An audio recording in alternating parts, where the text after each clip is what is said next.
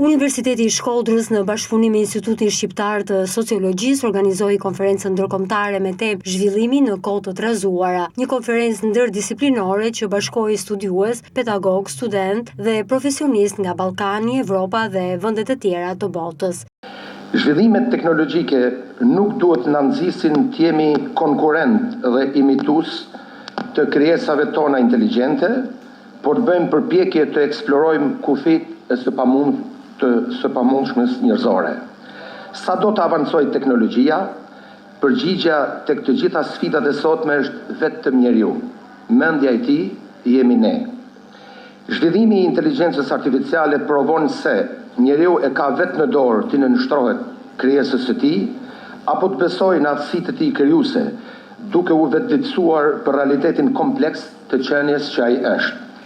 Drejtori i Institutit Shqiptar të Sociologjisë Lek Sokoli dhe Brisena Kopliku, drejtore për marrëdhëniet ndërkombëtare në Universitetin e Shkodrës, u shprehën se kjo konferencë ka rëndësi duke qenë se niveli i konflikteve në botë është rritur.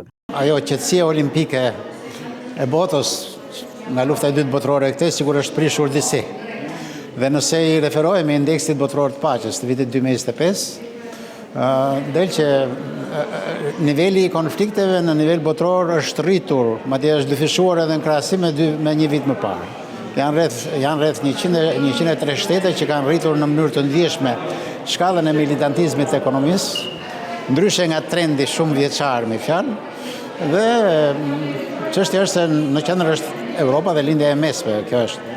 Konferenca është e rëndësishme sepse është një konferencë ndërdisiplinore që zhvillohet për çdo vit kryesisht nga Instituti Shqiptar i Sociologjisë, që bashkëpunon pastaj me organizator kryesor universitete të ndryshme në Kosovë, në Maqedoni edhe në Shqipëri. Pra ka tiparet e një konference qarkulluese, e cila vitin tjetër do të zhvillohet në Gjakov. Për këtë vit, rolin kryesor si organizator dhe mikpritës i konferencës e kemi marrë ne. Konferenca ndërkombëtare vendos Universitetin e Shkodrës në qendër të dialogut shkencor dhe ndërkombëtar.